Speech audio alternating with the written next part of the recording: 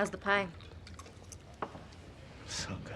In only 6 months, DreamWorks really went from making whatever this is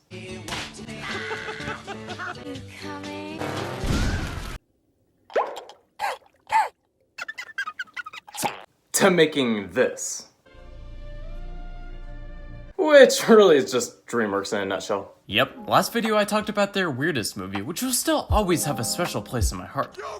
Now, it only seems right to go back to formula and talk about their Magnum Opus. And trust me, I know what those big words are. I looked it up on Wikipedia, because I'm something of a film critic myself. But right off the bat, I feel like a lot of people are already going to disagree with me and say that the Prince of Egypt holds this honor. And don't get me wrong, that is an amazing film, and I totally understand if you feel that way. But as weird as it might sound, I do just think Kung Fu Panda has more to offer and say. And does the Prince of Egypt have Seth Rogen playing a Kung Fu praying mantis? Yeah, I didn't think so. First of all, for anyone who does not know, Magnum Opus is just a fancy term that we use in the movie community, which simply means someone's most important piece of work. I just wanted to get that out there because it does not necessarily mean it's my personal favorite. And if you've watched me for a while, you may be able to pick up on what that favorite is. Hit it!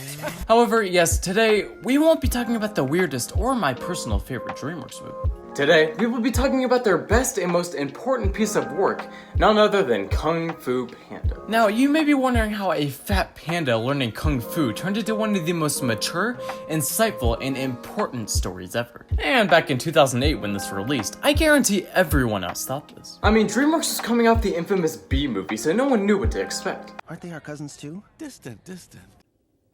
Directed by Mark Osborne and John Stevenson, Kung Fu Panda is a Discovery Channel documentary drama and really is DreamWorks in its prime. Now, first of all, this isn't just your regular panda.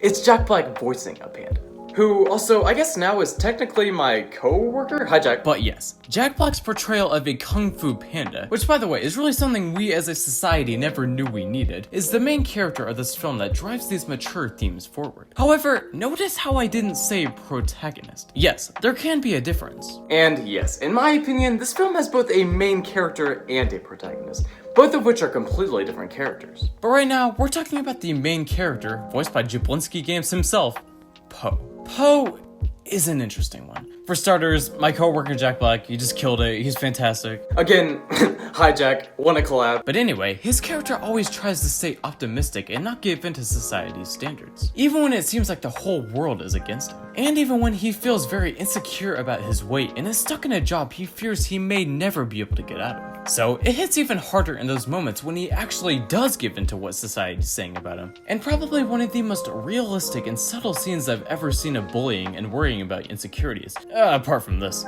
Oh, look at little Goblin Jr. Gonna cry? Some of the Furious 5 are making fun of him about how he can't even look down to see his feet because his weight is in the way. So he immediately tries tucking in his weight to try and cover up his insecurity, but ultimately fails, because no matter how hard he tries to be someone else, he will always be Po. And he has to learn that that's okay, which is one of the major themes of this movie. Self-love and acceptance. Ultimately culminating in an amazing line said by Jablinski Games himself. I'm not a big fat panda. I'm the big fat panda. Now, Po's arc was already amazing. But I do think that specific self-love acceptance was done just a little better in Shrek 2. However, fear not. There is another. Kung Fu Panda still has so much more to say. And look, I know what you're all thinking. First of all, yes, my last name being a food is my best feature, thanks for asking. But second, you're probably thinking that it's not possible that this movie managed to somehow top that amazing arc. Well, think again! I'm going to preface this next part with a simple question. Who is the protagonist of Kung Fu Panda? Now, look, I know what you're all thinking. I mean, obviously it would be Po, right? Well, think again! Okay, well then maybe now you're thinking it's my guy Master Oogway, or the legend Tai Lung, or any of the Furious 5. Or maybe for some reason this dude. Which, by the way, I'm still waiting for his spin-off DreamWorks. But, no. In my opinion, the protagonist isn't any of them. In my opinion, the protagonist of Kung Fu Panda is none other than the king, Master Shifu. If Po's arc is good, then Master Shifu's arc is legendary. Voiced by Dustin Hoffman himself, Master Shifu starts off the movie still very tortured by his past. In inner peace. When he took Tai Lung in, who by the way we will definitely get to, he thought he had found his true purpose in life. Tai Lung was everything to him. However, when he was forced to let go of him, he truly never thought he would reach that peak happiness ever again, training his students without the passion or drive he ever used to. And now, he both wants to hold onto his past, which only makes the present more miserable, but also doesn't want to confront it either. One of my favorite things in the plot is how, because Master Shifu can't bear to confront his past and see Tai Lung again, he sends someone else to do it, which ultimately causes Tai Lung to escape. Everything starts going downhill just from that one decision, summed up in Master Oogway's line, "One often meets his destiny on the road he takes to avoid it." The hits just keep coming for Shifu too. Not only was he already struggling to find inner peace with teaching the Furious Five, but now a random, seemingly inept panda is chosen to be the Dragon Warrior, and Tai Lung is on his way to fight him and reclaim what he feels is rightfully his. Now, the only thing he has left is his beloved master. Oh, never mind. Oogway's ascension is one of the most beautiful scenes in cinema. I mean, there's a reason I made it the thumbnail. And not only is it beautiful in the incredible Hans Zimmer and John Powell score, which I'm actually listening to right now writing the script and vibing, but it's also beautiful in what's said. As Oogway prepares for his departure into the afterlife, he can't help but give his beloved student one more lesson. A lesson on control, primarily about how control is an illusion. He uses a peach tree to symbolize how no matter how much a parent or teacher influences someone, in this case being about Po, they will never have total control in what happens, because no two students will ever be the same. Which is something that Master Shifu has to accept. And I love how he doesn't just immediately accept it, and instead all of that gets delayed as he has to deal with his master leaving. The look of pure defeat on his face as Oogway vanishes into the moonlight will never not get to me. Yeah, Oogway dying was definitely sad, especially with how much of a Chad he is. You saved me. Why? Monkey. But the real pain in this scene is how it now seems that Shifu has nothing. This is his lowest point in the entire movie. That is, until Po.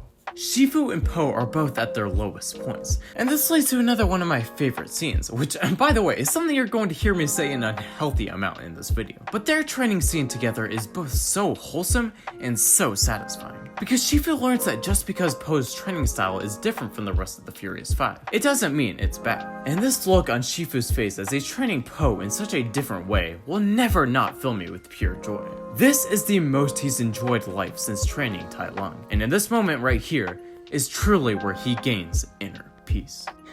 Which is exactly what Master Oogway was trying to get him to from the beginning. Wait, but that wasn't the end of the video. I still have so much more awesomeness to get to. Can we talk about the Furious Five for a moment and how incredible and dynamic both the voice cast and character designs are? I mean, we have Lucy Liu playing a Viper. We have by far the best character from the Alvin and the Chipmunks movie playing a crane. You know what, Dave? We have the legend Jackie Chan playing a monkey, and the king Seth Rogen playing an actual praying mantis, whose voice is so unfitting it almost fits perfectly. But then we get to the last of the Furious Five, the Queen, Tigress. And in my opinion, her character has the most heartbreaking storyline. While I can totally understand how Master Shifu wouldn't be able to give Tigress his full attention, the world was extremely unfair to her. All she ever wanted to do was make her master proud. Yet nothing is ever enough for him. So it hurts even more when she doesn't even get chosen by Master Oogway, someone who's above Shifu, to be the Dragon Warrior. And then, it doesn't even seem like Tai Lung recognizes her power, as all he could focus on is the Dragon Warrior. Our battle will be legendary. However, she always has the Furious Five to lean on, which ultimately makes the group so much more compelling. All these characters have such a fun and interesting dynamic, not only in their dialogue, but in their captivating action sequences. And one of my favorite scenes, which, yes, there's that phrase again.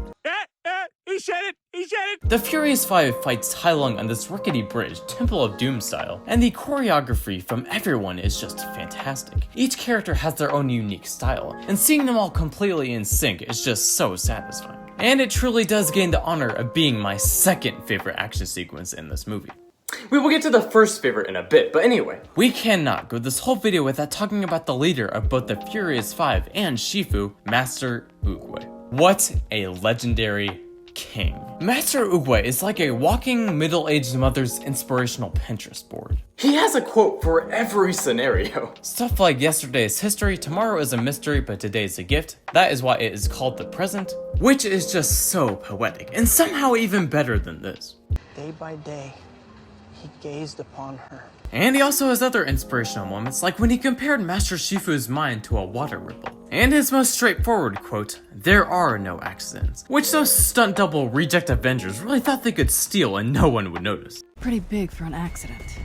There are no accidents. But I bring up this somewhat controversial quote last because you're never really sure if he ever makes decisions on a whim or if he knows what he's doing. For example, when he chose Po to be the Dragon Warrior, everyone thought he was crazy, including the audience probably. However, as we talked about earlier, this was actually purposely done so Shifu could find an unlikely bond with a new student and gain inner peace. Whomever I choose will not only bring peace to the valley, but also to you. But that's not the only decision he's made that people didn't agree with. It's just the only one that would drive someone to be an ultimate killing machine. And that decision was not picking Tai Lung to be the Dragon Warrior. Tai Lung is my absolute favorite DreamWorks villain. I mean, don't get me wrong, he's no Verminator, but he's a close second. Oh, really? Do you, in fact, have an associate's degree from VermTech? Even from his first appearance, you can tell that Tai Lung is nothing short of a beast to be reckoned with. And I love how it takes a while to actually learn his motivations, or really where he even comes from. The only thing they give us is just some context clues. We know Tai Lung is angry, and we know Shifu is tortured by his past. So when they finally do explain what happened, it makes sense how they turned out this way. First of all, his prison escape sequence is nothing short of a masterpiece. And, you guessed it, it's another one of my favorite scenes. He said it! This is one of the most fast-paced and intense villain intros ever. The raw creativity he uses to break from his restraints and climb up the ominous abyss is simply mesmerizing. And this shot of all the arrows cascading down onto him always gives me chills. He finally comes across the horde of rhinos and wipes them all out. And not just the men, but the women and the children too. He's so powerful that he was able to defeat Michael Clark Duncan as an armored rhino. Now that's powerful. But just like Tigers, it seems like Tai Lung had it just as unfair.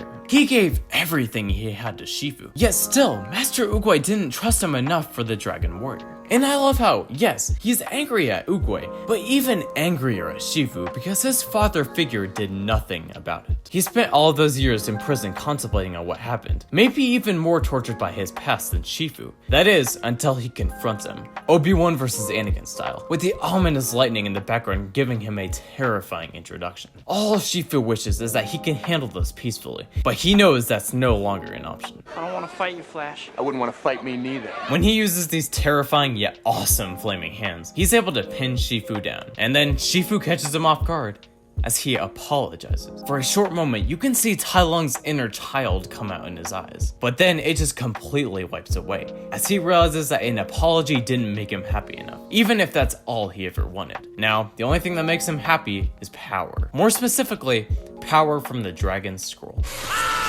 At the legendary battle with Po, he finally grabs a hold of the Dragon Scroll, but opens it up to find nothing. However, it's not nothing. It's a reflection of himself, which says so much about how he views himself. And since Po had finally accepted himself for who he is, he understood it. There is no secret ingredient. Ultimately, Po is able to defeat him, with Jack Black himself saying, "Skadoosh," which again is something we as a society never knew we needed to hear. But Tai Lung is now no more, with both Po and Shifu, the main character and protagonist, finally being able to rest. And the words of Po's father always left a huge impact on me, because it's so true.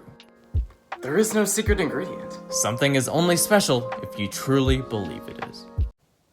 Why is this movie so good? DreamWorks really turned this potential joke of a premise into something truly special. And the fact that they did it unironically is the craziest part to me. Everything in this movie is top tier. The visuals, the score, the action sequences, the deeper themes. The fact that Kung Fu Panda was able to tie in this many arcs, dynamic characters, and enthralling action sequences so effortlessly makes me feel it deserves the honor of DreamWorks' Magnum Opus. Even if it's not my personal favorite movie of theirs, I cannot deny that it's their best. And seriously, I'm still waiting for a spinoff. Well, that's about it. So anyway, If you'll excuse me. I have to get back to work on more videos, so I don't have another month-and-a-half hiatus like this time. Thanks so much to everyone for still following me, even though I hardly ever upload anymore. And somehow, 1,000 subs is right around the corner. But remember, even if you think that Kung Fu Panda isn't DreamWorks' magnum opus, well, this movie has Seth Rogen playing a Kung Fu praying mantis, so your opinion's invalid.